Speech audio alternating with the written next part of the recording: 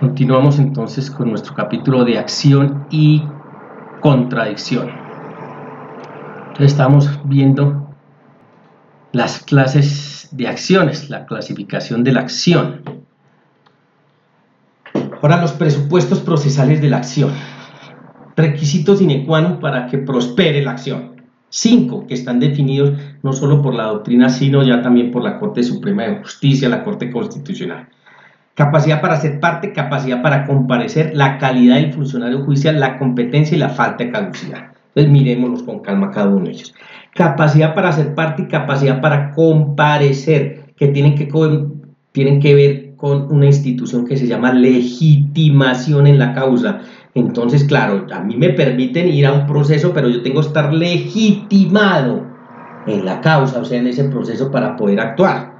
Por eso el legislador se ha dado a la tarea de definir todo el tema de legitimación en la causa. ¿Quién está legitimado para promover este proceso? ¿A quién le asiste o le puede asistir un derecho para que él promueva este proceso?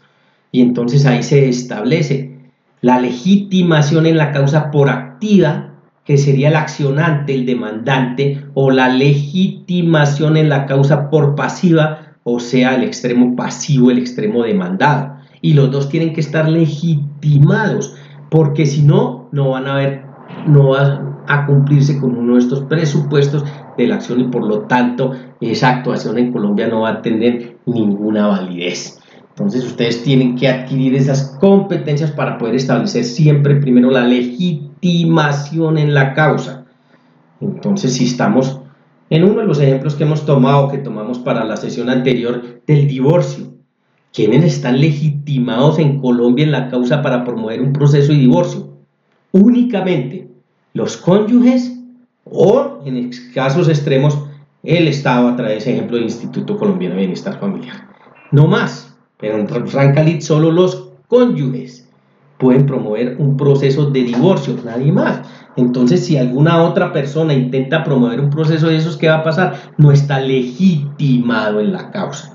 Entonces, todo el tema de legitimación, pues hay que saberlo entender y definir jurídicamente. Importantísimo, miren ustedes aquí está donde van y hemos visto.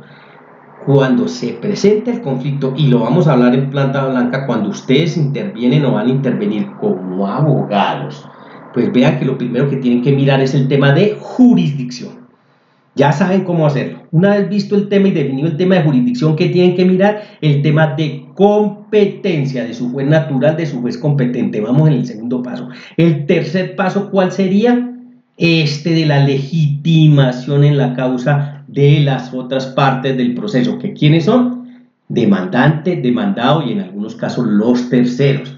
Entonces ya saben, para mirar legitimación en la causa, yo tengo que saber definir la capacidad para ser parte en el proceso y la capacidad para comparecer, porque son diferentes y hay que saberlas distinguir. La capacidad para ser parte, vamos a colocar el ejemplo que yo he encontrado que es más diciente y ese es del nasciturus, del concebido, del que está por nacer. Y ahí uno, haciendo este ejercicio, pues entiende muy bien la diferencia entre las dos capacidades. Entonces, el que está por nacer en Colombia, el nasciturus, ¿tiene la capacidad para comparecer al proceso? No, por obvias razones biológicas, físicas, no. Está en el vientre de la madre, pues no puede comparecer al proceso por sí mismo. Entonces, tendríamos que mirar, ¿tiene la capacidad para ser parte? Sí, claro que sí, él sí tiene la capacidad para ser parte en esos asuntos donde haya algo en torno a él. Por ejemplo, un tema de alimentos, por ejemplo, un tema de violencia. Entonces ahí se constituye en parte o puede ser parte el nasciturus. Claro que sí. Lo que pasa es que no puede acudir ni desarrollar la capacidad para comparecer, pero la capacidad para ser parte sí la tiene. Entonces, definida que es parte en el proceso, miren que ya siendo parte en el proceso, el Estado está en la obligación de atenderle ese proceso. Pero en ese caso particular tendríamos que entrar a mirar quién entonces lo representa, porque ya sabemos que no tiene la capacidad para comparecer. O sea, hasta aquí sabemos, tiene la capacidad para ser parte, listo, eso ya está definido, pero no tiene la capacidad para comparecer. Bueno, se le nombra un representante, que es la institución general lo representa, quién lo puede representar en el proceso. Y ahí entonces entramos a mirar, en ese caso, quién lo puede representar. Por regla general, pues los padres biológicos en principio, y si no, el Estado a través de figuras que ustedes ya han visto en el Código Civil, las encontramos todo lo que tiene que ver con las guardadurías, ¿no? Curadurías, tutorías, bueno, en fin, todo eso serían para que lo representen el proceso, pero quien tiene la capacidad para ser parte es el Nacitur. Pues ahí están esos dos presupuestos, la calidad de funcionario judicial, todo el tema de jurisdicción, competencia, todo el tema de competencia, y lo que estamos viendo, falta de caducidad, que la acción no haya caducado. Entonces eso lo tiene que mirar todo juez de la República, eso lo tiene que mirar todo heterocomponedor, eso lo tiene que mirar todo abogado, porque usted tiene que analizar, si yo tengo 5 presupuestos procesales para la acción, pues yo los tengo que cumplir, entonces yo voy haciendo el checklist y voy mirando, ya tengo definida la legitimación en la causa, listo, ahí hago la distinción entre capacidad para ser parte y para capacidad de comparecer. Estoy ante la jurisdicción que corresponde, ante mi juez natural, o sea, el juez competente, y la acción no ha caducado. Con eso puedo entonces yo atreverme a un proceso con éxito. Y la otra orilla de este capítulo es la contradicción. Entonces, en Colombia, por el hecho de existir, y revalidamos todo lo que vimos de la acción, hay una posibilidad entonces de ejercer el derecho a la contradicción. Por lo tanto, como concepto que tenemos, que es el derecho que tiene todo demandado, también es un derecho, porque es parte del derecho de acción. O sea, vea que requisito sine qua non para contradicción, ¿cuál es? Pues la acción, porque yo no me puedo defender de algo que no sepa de qué me están atacando, de tal manera que siempre será parte del derecho de acción. Surge y solo puede surgir a través de que se haya cumplido o se haya puesto en camino o en funcionamiento el derecho de acción. De formular peticiones al Estado para defender sus intereses y contrarrestar las peticiones o pretensiones del demandante. Claro, porque usted ya ahí tiene un contradictor. ¿Quién es? Quien accionó. Pertenece a toda persona natural, jurídica, patrimonios autónomos por el hecho de ser demandado, en general a todo quien se pueda demandar en Colombia, ya con la explicación que dimos en la parte de la acción. Entonces, surge de la posibilidad del derecho de acción. La acción y la contradicción tienen la misma fuerza y tienden a conservar la paz y justicia social. Esto lo encuentran ustedes en el artículo 29 de la Constitución Política, de lo que se denomina en Colombia el debido proceso. Pero aquí no hay distinción, aquí están en igualdad de condiciones, tanto quien acciona como quien contradice. Y de ahí la razón de que en Colombia un proceso lo pueda ganar el extremo demandado, porque no está revalidado, y les repito que con base en la teoría abstracta de la acción en Colombia no está dispuesto, y en Colombia no funciona de esa manera, que porque usted promueve el aparato jurisdiccional, porque usted lo pone en movimiento, entonces usted tiene la razón y siempre la sentencia tendrá que ser a favor suyo. No, es un debido proceso donde tenemos acción y contradicción.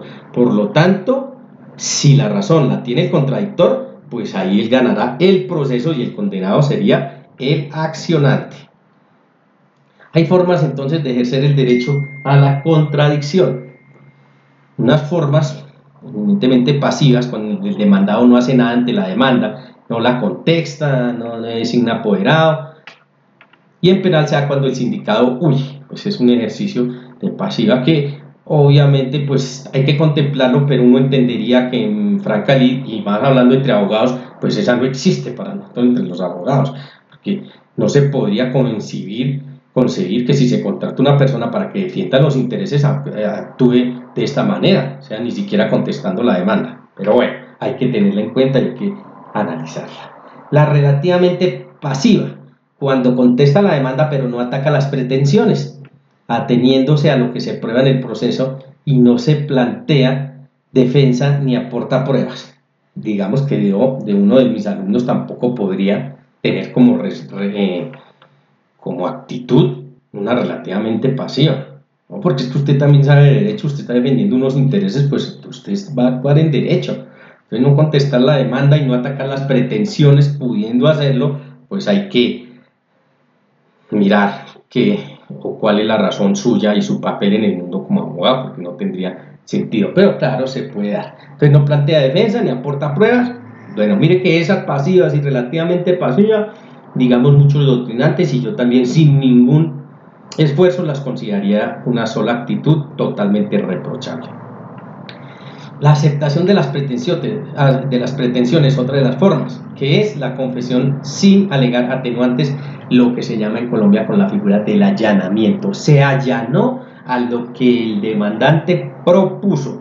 Es aceptación de las pretensiones, totalmente válida en Colombia, pero yo diría que ahí hay que mirar, ahí sí, pretensión por pretensión, como siempre hay que hacerlo, porque ustedes encontrarán en el mundo del derecho que hay algunas pretensiones que no hay lugar a atacarlas vía prueba, porque no tiene ningún sentido, sería una forma desleal de actuar con mi contraparte. Ejemplo, se aporta y se está tratando de mostrar que está legitimado en la causa y es una persona natural y aporta en legal forma un registro civil de nacimiento.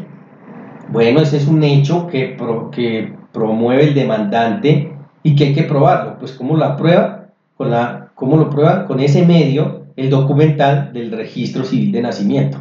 Entonces, sobre ese hecho, cuando a mí me corren traslado como demandado, abogado del demandado, pues miren que no sería leal con mi contraparte ir a atacar un documento que está bien concebido, pues a esa pretensión, a esa y exclusivamente a esa, yo no estoy hablando de todas sino solo a esa, pues me allano.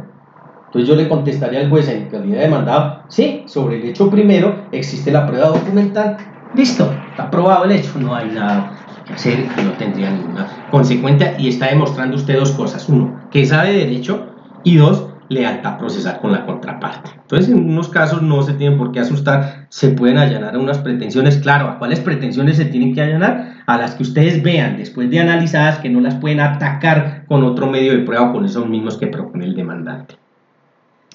Promoviendo impedimentos procesales. Entonces, ¿qué se denominan impedimentos procesales? El régimen de las excepciones. Entonces, excepciones previas y excepciones de fondo de mérito, que es el contexto general. ¿Qué tenemos allí? Las excepciones previas, ¿a dónde están encaminadas? Tratan de evitar que se surta el proceso, no atacan la pretensión en tal, sino el proceso mismo, o sea, son defectos de forma, de tal manera que se ataca es el discurrir del proceso, por eso no las pretensiones como tal, por eso tienen esa connotación de excepciones previas. Estos impedimentos procesales pueden ser definitivos, es decir, los que una vez declarados terminan el proceso de manera normal. Sí, verán ustedes en todo ese mundo que esas excepciones previas a veces tienen esa fuerza de ponerle fin a la actuación por su rigor, pero buscan es corregir el rumbo del proceso. Entonces, para que lo tengan en cuenta y lo vayan desarrollando y lo vayan alimentando. Las excepciones son de dos tipos, o excepciones previas o excepciones de fondo de mérito. Las excepciones previas son llamadas también impedimentos procesales, esas a dónde van, a dónde están encaminadas a corregir el rumbo del proceso. Lo que pasa es que hay unas de esas que al intentar corregir del rumbo del proceso está el defecto que pueden hasta terminar con el proceso.